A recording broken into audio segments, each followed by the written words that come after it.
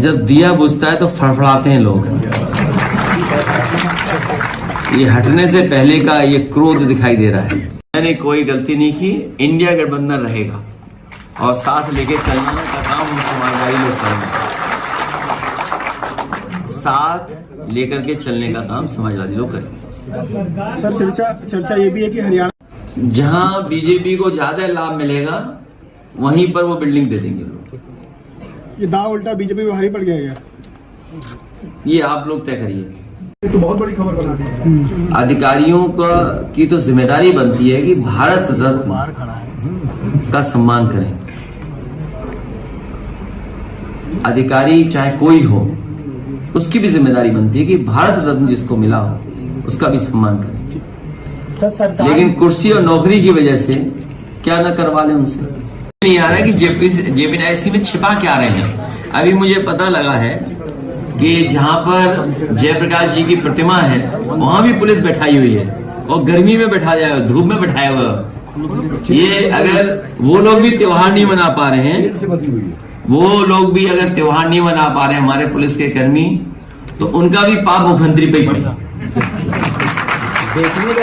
इनसे लोकतंत्र की उम्मीद नहीं कर सकते।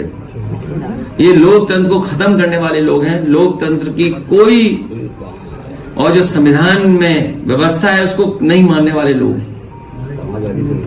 ये भारतीय जनता पार्टी के लोग जो बहाना ले रहे हैं कि वहां पर आपको बिच्छू दिखाई दे जाते।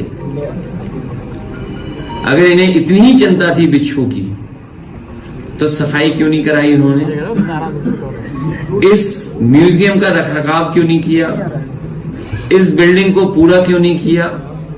लेकिन अपने लोगों को उन्हें लाभ पहुंचाना था। 70 करोड़ रुपए इसके सैंक्शन हुए हैं। समय समय पे हम लोग अखबार में पढ़ते हैं कि ये बिल्डिंग पूरी की जाएगी। किसी ने पीआईएल भी की, एक वरिष्ठ पत्रकार ने पीआईएल भी की, तो सरकार ने भी एफिडेविट लगाया और सुनने में आ रहा है ये बिल्डिंग को पूरा करना चाहते हैं।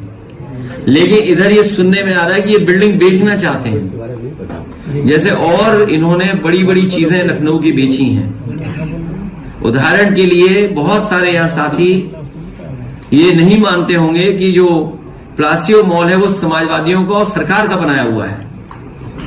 जो सबसे सुंदर मॉल था, अच्छा मॉल था, दिल्ली में भी ऐसा मॉल नहीं होगा।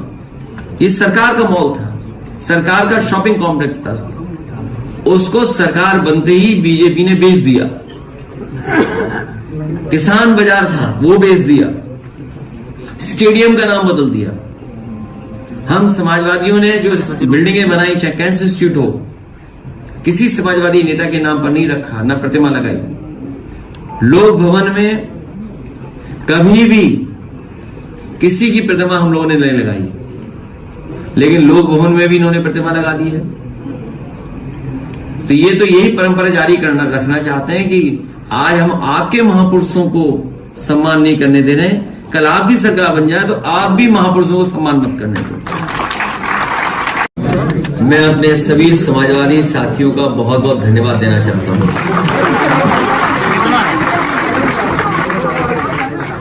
कल ही रात से एक एक समाजवादी कार्यकर्ता तैयार था आंदोलन के लिए। मैं इनको बधाई देता हूं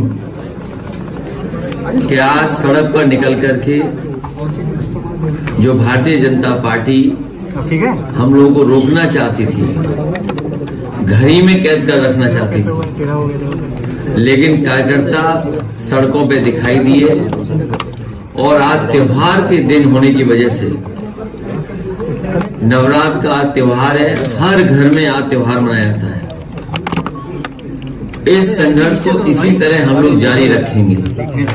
और आज घर के सामने ही हम लोगों ने जयप्रकाश जयंती, लोक नायक, भारत रत्न, समाजवादी नेता गांधी जी के साथ और भारत की आजादी में भूमिका निभाने वाले जयप्रकाश जी की जयंती हम लोगों ने वहीं पर मनाई। जो समाजवादियों ने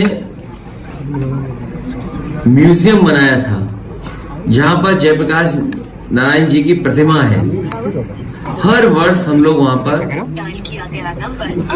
प्रतिमा पर माल्यार्पण करने जाते थे। समाजवादी सरकार थी, उस समय उद्घाटन हुआ था। नेताजी के साथ साथ बहुत सारे समाजवादी नेता उस दिन आए थे और सोशलिस्ट म्यूजियम का उद्घाटन हुआ था। जेपीएनआईसी का उद्घाटन बाद में हुआ है।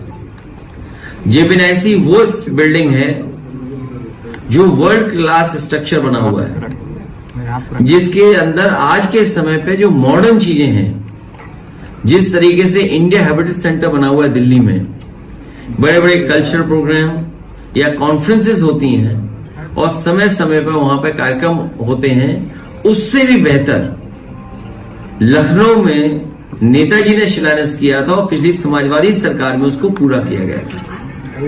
ये जेपीएनआईसी वो बिल्डिंग है जो सबसे ऊंची बिल्डिंग है।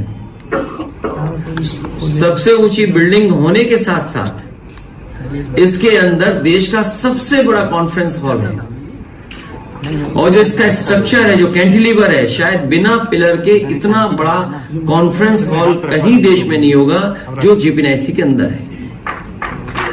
साथ ही साथ 1200 गाड़ियों की पार्किंग है, 200 कमरे हैं, तमाम स्पोर्ट्स की चीजें हो सकती हैं उसके अंदर। लॉन टेनिस का इंडोर प्लेग्राउंड है, world class all weather Olympic size swimming pool है और इसके साथ साथ इसकी सबसे ऊंची मंजिल पर हेलीपैड भी बना है। ये भारतीय जनता पार्टी कोई भी ऐसी बिल्डिंग नहीं बना पाए जिसमें हेलीपैड हो। समाजवादियों ने लखनऊ में दो ऐसी बिल्डिंग बनाई है जिसमें हेलीपैड है। इमरजेंसी के समय पर या किसी और घटना के समय पर हेलीकॉप्टर उतर सकता है। और उसी जगह पर कैंटिलीवर का 8 मीटर कैंटिलीवर स्विमिंग पूल भी है, क्योंकि इधर बहुत सारे लोग, नए जमाने के लोग कैफे जाते हैं, चाय पीने। कैफे का एक नया कल्चर शुरू हुआ है। कम से कम उस टॉप फ्लोर पर कैफे भी रहता। न केवल बिल्डिंग के ऊपर आप बैठ सकते थे बल्कि पूरे लखनऊ को देख सकते थे और रिवर फ्रंट आपको देखने को मिलती। साथ ही साथ जनेश्वर मिल्स पार्क और लोहिया पार्क देखने को मिलता। भारत की आजादी में नहीं रहा है। वो ऐसे तमाम महापुरुषों से चिढ़ करते हैं, नफरत करते हैं। इसीलिए मैंने भी कुछ देर पहले कहा था, नीतीश कुमार जी मुख्यमंत्री बिहार उस आंदोलन से जुड़े रहे, संपूर्ण क्रांति के आंदोलन से जुड़े रहे। जेपी जी के साथ और उस समय के समाजवादी लोगों के साथ उन्होंने काम किया है। ये मौका मिला उन्हें कि जो लोग जेपी और लोकतंत्र का अपमान कर रहे हैं उनसे समर्थन वापस ले।